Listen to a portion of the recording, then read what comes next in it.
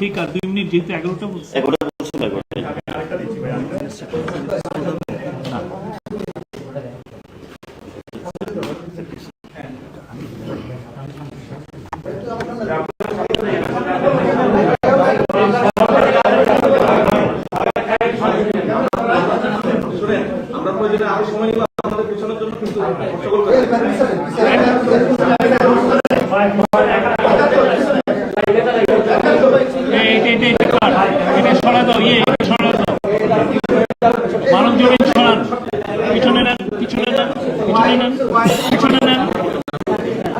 আপনি পিছনে নেন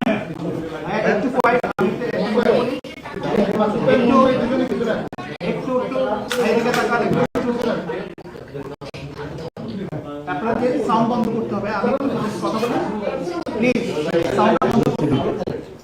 একটু আমার কথাটা শুনেন। আপনারা এখানে যারা আছেন, এখানে প্রেস কনফারেন্স হচ্ছে, আপনাদের each and every question will be addressed. কোনো তাড়াহুড়া নাই, একসঙ্গে 3 জন প্রশ্ন করবেন না। আপনারা হাত তুলবেন, আপনাদের যত প্রশ্ন থাকে সবগুলো অ্যাড্রেস করা হবে, ঠিক আছে? প্রশ্ন হবে সংক্ষিপ্ত, কোনো মতামত 30 সেকেন্ডের মধ্যে আপনারা প্রশ্ন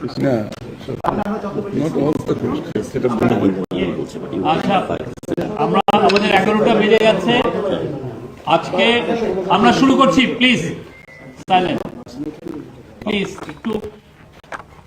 আজকে বিএনপির অ্যাক্টিং চেয়ারম্যান তারেক রহমান এবং ইন্টারিম গভর্নমেন্টের চিফ অ্যাডভাইজার প্রফেসর মোহাম্মদ ইউনূসের মধ্যে একটা সৌহার্দ্যপূর্ণ পরিবেশে মিটিং হয়। মিটিংটার ডিউরেশন ছিল প্রায় 1.5 ঘন্টা। মিটিং এর পরে একটা যৌথ বিবৃতি ওনারা 2 জন অ্যাপ্রুভ করেছেন, সেটা এখন রিড আউট করবেন আমাদের national security adviser doctor Khalilur Rahman.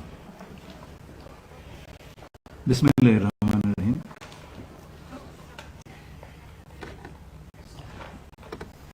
মাননীয় প্রধান উপদেষ্টা এবং বিএনপির ভারপ্রাপ্ত চেয়ারম্যান দুজনের অনুমোদিত যৌথ বিবৃতিটি আমি পাঠ করে শোনাচ্ছি।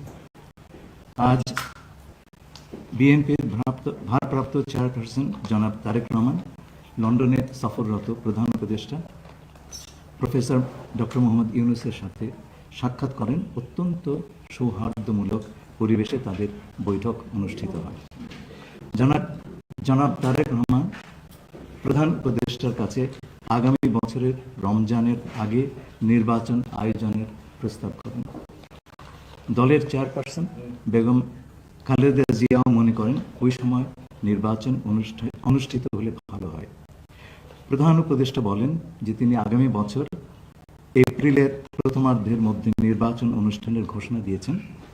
সকল প্রস্তুতি সম্পন্ন করা গেলে 2026 সালের রমজান শুরু হওয়ার আগের সপ্তাহেও নির্বাচন আয়োজন করা যেতে পারে। সেক্ষেত্রে সেই সময়ের মধ্যে সংস্কার ও বিচারের বিষয়ে পর্যাপ্ত অগ্রগতি অর্জন করা প্রয়োজন হবে। জনাব তারেক রহমান প্রধান উপদেষ্টার এই অবস্থানকে স্বাগত জানান এবং দলের পক্ষ থেকে তাকে ধন্যবাদ জ্ঞাপন করেন। প্রধান উপদেষ্টাও জনাব তারেক রহমানকে ফলপ্রসূ আলোচনার জন্য ধন্যবাদ জানান। আপনাদের সবাইকে ধন্যবাদ। আমরা 7টা কোশ্চেন নিব। আপনারা কোশ্চেনগুলো করবেন হচ্ছে আমাদের national security adviser doctor Khalilur Rahman এবং বিএনপির স্ট্যান্ডিং কমিটির মেম্বার আমির খুসরো মাহমুদ চৌধুরী। আমার একটা প্রশ্ন, জুলাই সনদ নিয়ে যে কথা হয়েছে কি আজকে না, জুলাই সনদ নিয়ে তো অলরেডি আলোচনা চলছে দেশে, এবং এই ব্যাপারে আমাদের মধ্যে অলরেডি সিদ্ধান্ত আছে যে ঐক্যমতের ভিত্তিতে জুলাই সনদ হবে, এবং সংস্কারের ব্যাপারেও একই উত্তর আমাকে দিতে হয় যে ঐক্যমতের পরিপ্রেক্ষিতে আমরা সংস্কার এবং জুলাই সনদ দুটাই করব। সকলের ঐক্যমতের পরিপ্রেক্ষিতে সেটা সিদ্ধান্ত নেওয়া হবে, এবং এটা আমি নিশ্চিত এটা খুব কম সময়ের মধ্যে আমরা সেই সিদ্ধান্ত নিতে পারবো।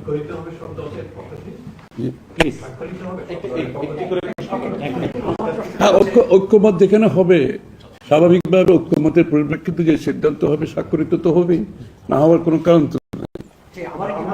Please please please please please উনি প্রশ্নটা হচ্ছে যে যেটি বারবার যে কথাটি বলা হচ্ছে যে রোডম্যাপ নির্বাচনের একটি সঠিক তারিখ নির্ধারণে আসলে সমস্যাটা কোথায়? একটি সঠিক তারিখ সুনির্দিষ্ট তারিখ। এর কোনো সমস্যাই নাই, আমরা কোনো সমস্যা দেখছি না। কেউ দেখলে পারে এটা ভুল দেখছেন। নির্বাচনের সম্পর্কে আজকে যৌথ বিবৃতিতে আমরা বলে দিয়েছি দুপক্ষই, এবং নির্বাচন কমিশন আমরা আশা করব শীঘ্রই একটা তারিখ ঘোষণা করবে।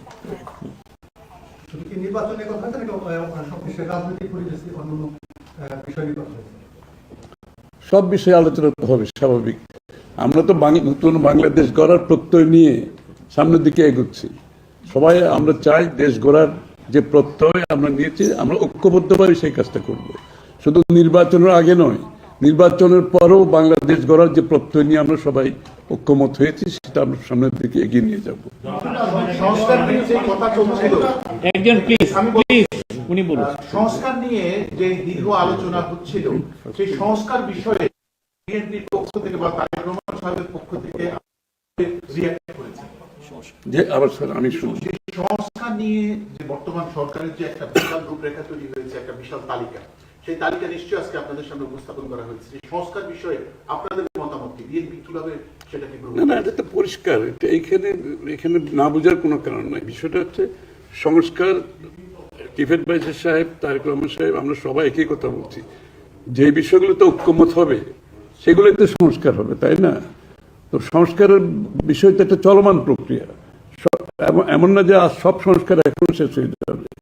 এটা নির্বাচনের আগেও কিছু সংস্কার হবে যেখানে ঐক্যমত হবে, আর নির্বাচনের পরেও সংস্কার অব্যাহত থাকবে। কারণ আমরা যে দেশ গড়ার প্রত্যয় নিয়েছি, সংস্কারের প্রয়োজনীয়তা সবাই অনুভব করছে এখানে।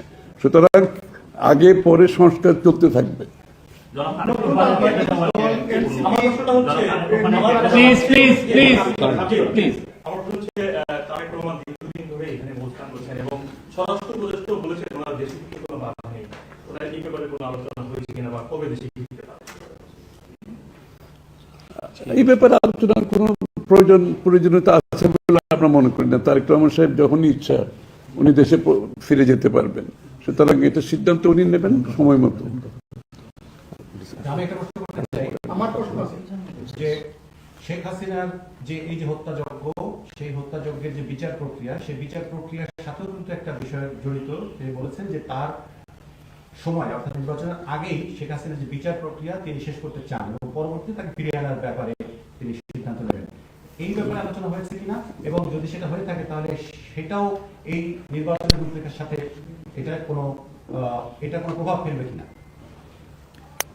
যৌথ বিবৃতিতে এর উত্তর দেওয়া আছে। সংস্কার এবং বিচার যে বিষয়ে পর্যাপ্ত অগ্রগতি কথা বলা হয়েছে, এবং আমরা মোটামুটি কনফিডেন্ট যে এই অগ্রগতি আমরা নির্বাচন আগেই দেখতে পাবো। সম্পন্ন করা নতুন রাজনৈতিক দল এনসিপি নির্বাচন কমিশন সংস্কার ছাড়া নির্বাচনে যাবে না বলে ঘোষণা করেছে। এই ব্যাপারে এখানে আলোচনার কোনো সুযোগ আছে বলে আমি মনে করি। এটা কি হয়েছে? সকল ধরনের সম্মতি ক্রমে নির্বাচন অনুষ্ঠিত হবে। আমরা সেরকমই চাচ্ছি। নির্বাচন কমিশন, এই নির্বাচন কমিশনের অধীনে নতুন রাজনৈতিক দল নির্বাচনে যাবে না বলছে। এটা নিয়ে কোনো আলোচনা হচ্ছে? এটা ওনাদেরকে জিজ্ঞেস করেন। এটা যার প্রত্যেকটি দলের নিজস্ব মতামত আছে। তবে আমরা সকলকে নিয়ে নির্বাচনটা করতে চাচ্ছি।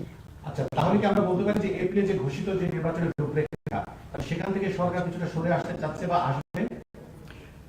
যৌথ ঘোষণায় এই বিষয়টি সুস্পষ্টই বলা আছে।